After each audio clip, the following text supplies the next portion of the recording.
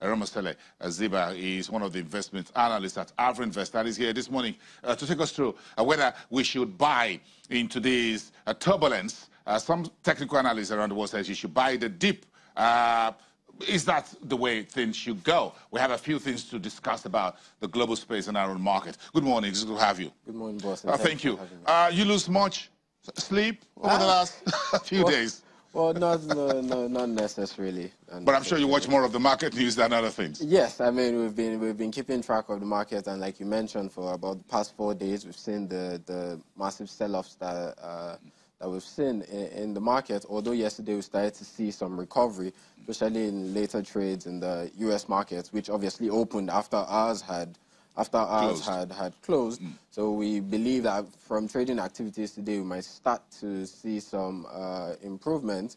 But reports, global reports around the world point to the fact that the dip that we've seen in market performance in the last couple of days has been tied to expectation of higher interest rates, given rising in the U.S. Yes, from the U.S., given rising inflation numbers that we've seen, which is also in line with guidance provided by the FOMC from last year with regards to possible rate hikes this year. I mean, the new Fed chair, Jerome Powell, also shares basically the same ideology as Janet Yellen, who's just left the position.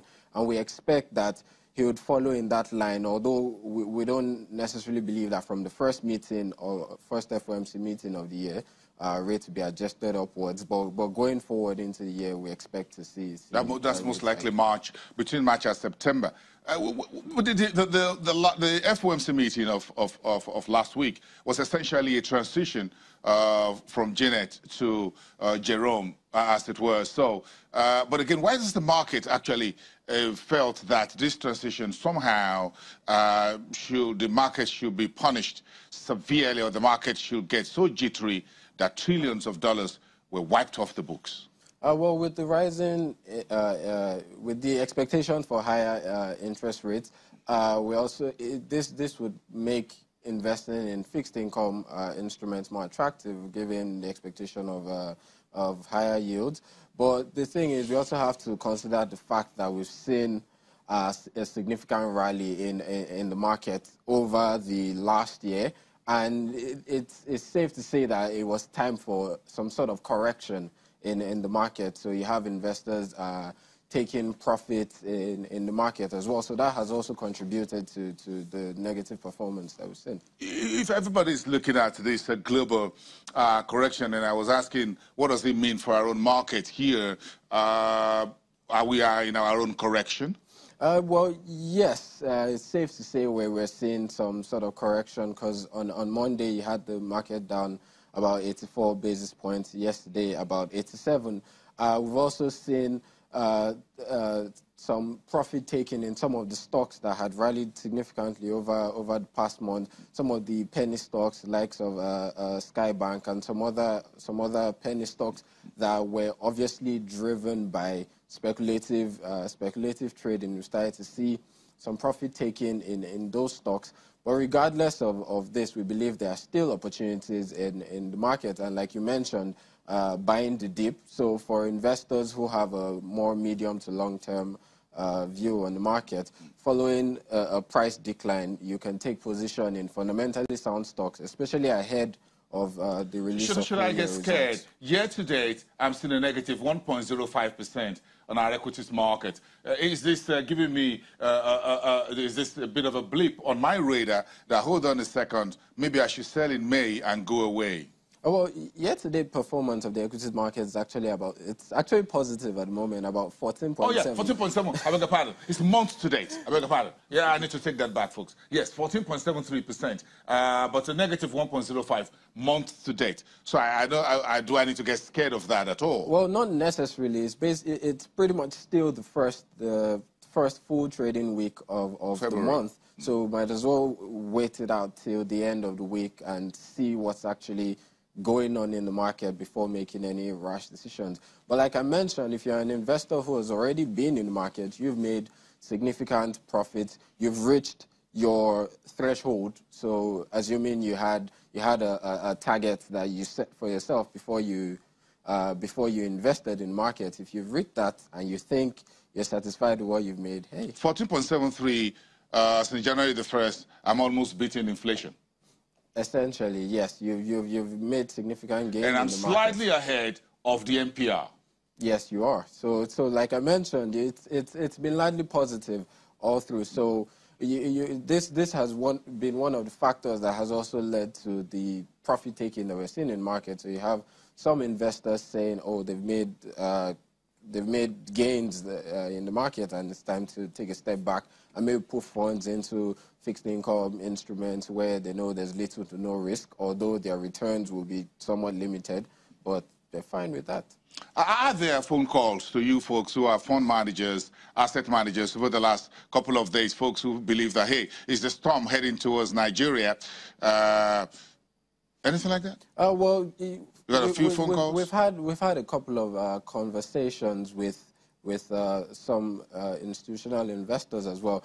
But the thing is, as opposed to the expectation that they'll be thinking of leaving the market because of the sort of global negative sentiment, there's still that clamor for what stocks to actually buy in the market.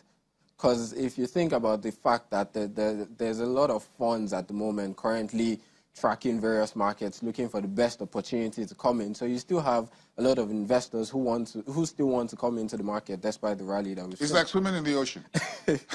Essentially. When the tide comes in, you know how to go.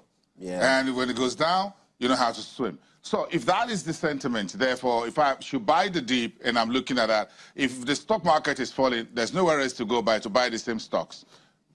Pretty much.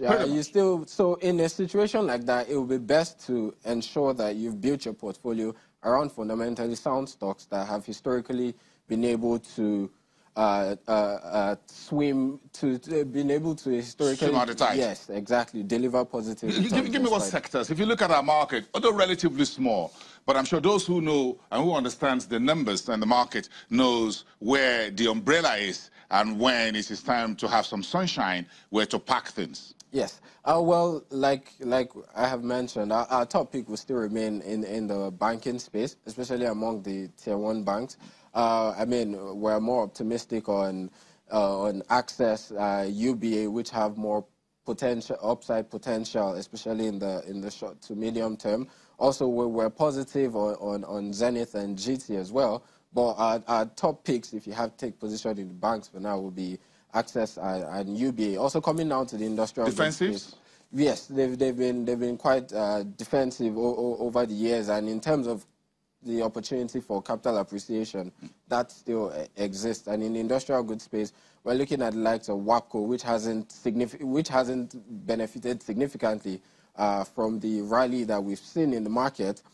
From the release of their full-year results and even their Q1, we expect to see what sort of improvements have been made following the rights issue that was implemented last year. Just try to see what the company as a whole is doing now, and we believe this could potentially guide investors' decisions. When earnings begin to trickle in, and with the tracking turbulence in our own market for specifically here, because I'm sure we have our own nuances when it comes to the market. Every market has its own nuances anyway, so we have our own.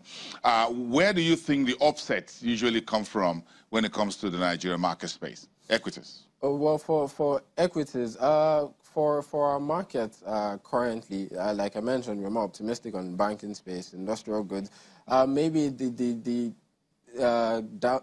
downside that we might see might be in the oil and gas sector. We know that for the downstream players, we aren't too optimistic on their earnings, given some of the issues that we've had.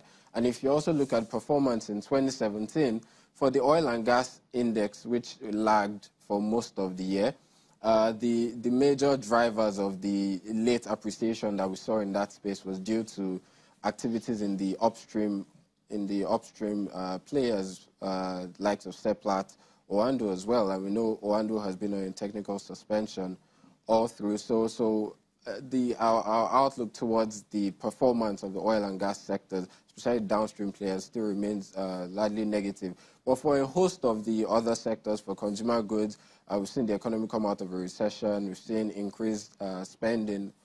We've seen costs also reduce with the improvements in FX liquidity that we've seen in the market.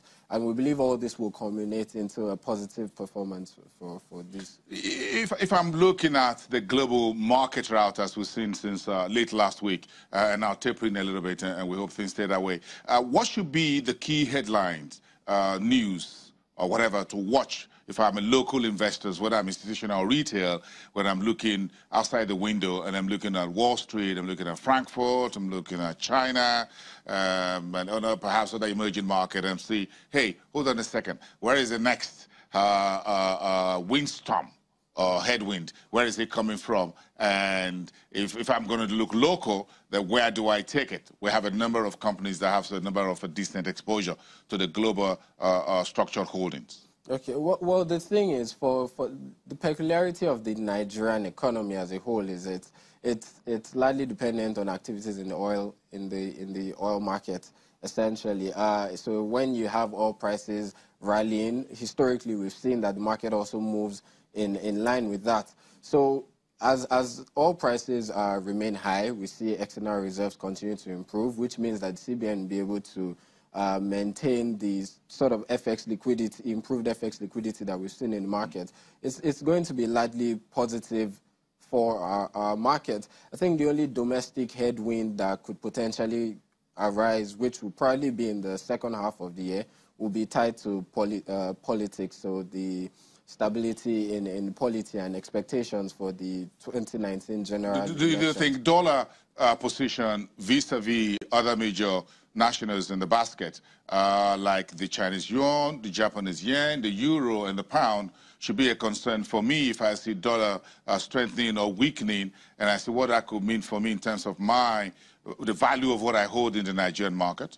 Well, not necessarily. For Nigeria as a whole, if you have the dollar strengthening, that's going to be positive for us, for our external reserves as well, because our major dollar inflows is from oil, which is priced in dollars, so it'll be positive for us. So should I watch what international investors are buying? If I'm buying 100% local, should I need to look global? I say, what are they buying? Where are they going?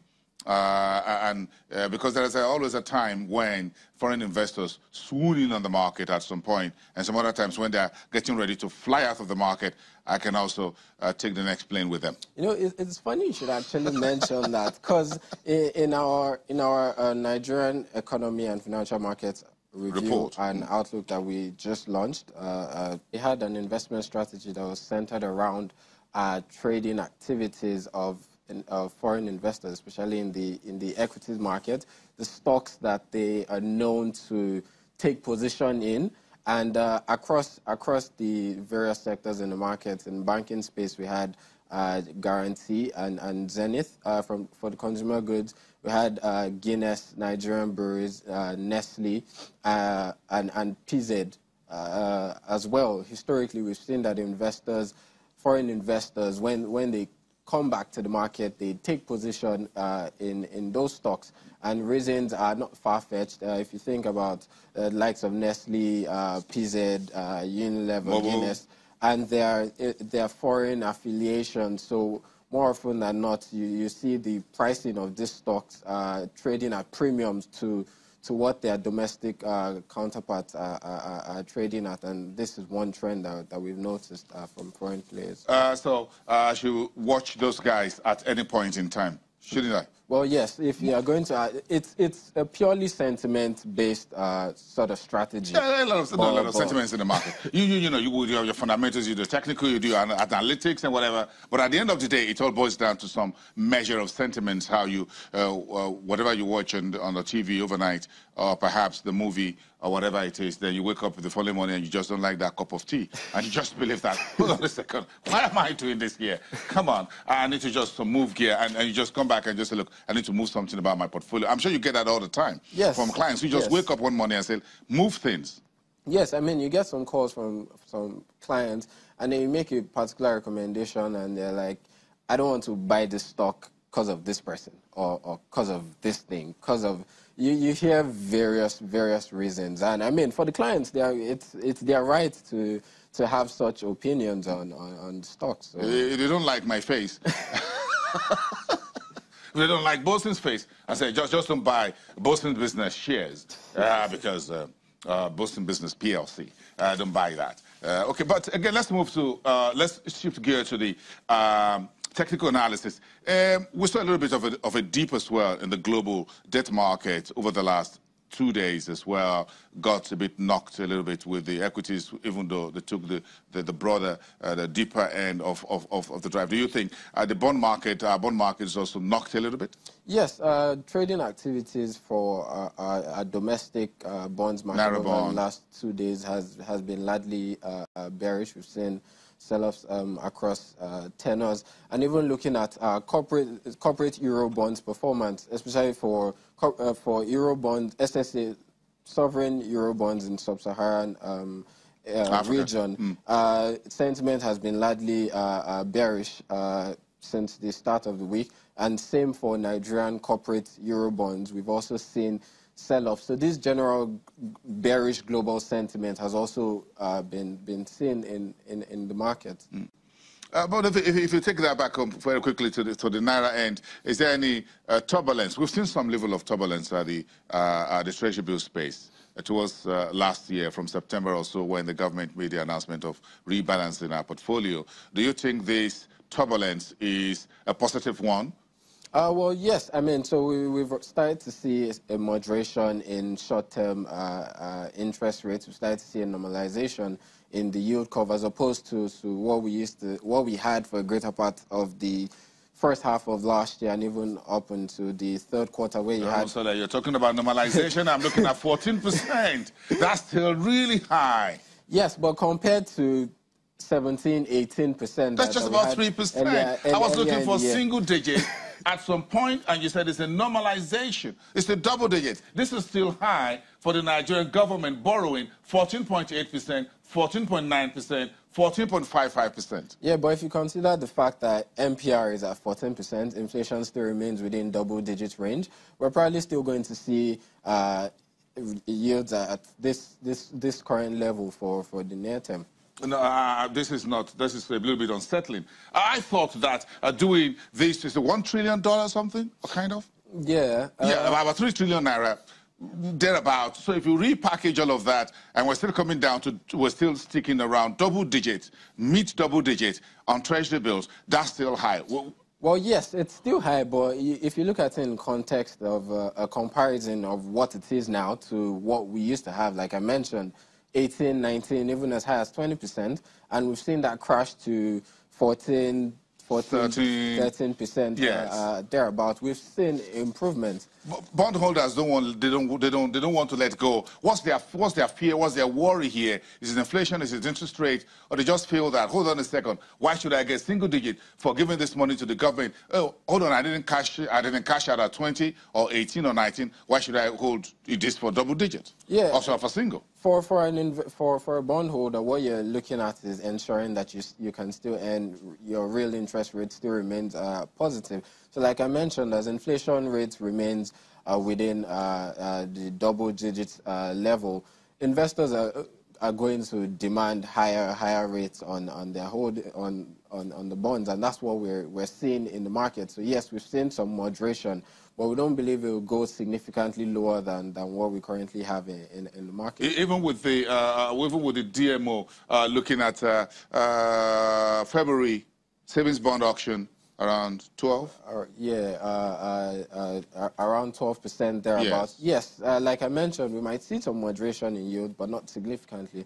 Because if you think beyond just investing in fixed income market, there's still opportunities in the equities market. So investors are playing on both ends of the market, all in a bid to ensure that they maximize their returns as much as possible. Who's interested in yields on treasuries and bonds at this rate? Institutional, retail investors? Well, for both parties, for retail investors, they're obviously still demanding higher rates on their investments. No, they do, because I got folks who who give me a call or just along the corridor and say, hey, Boston, because they're looking at 20%. Yes, you still have they were looking at 20%. You still have a lot of retail investors who are demanding such rates. Because if you think about the fact that for most of these retail investors, the periods in which they actually came into the market when the awareness of treasury bills was on the rise was when we had high rates. That was when I was getting a call. High rates in the market. And that was a rear view mirror. Exactly. You think those days are gone? So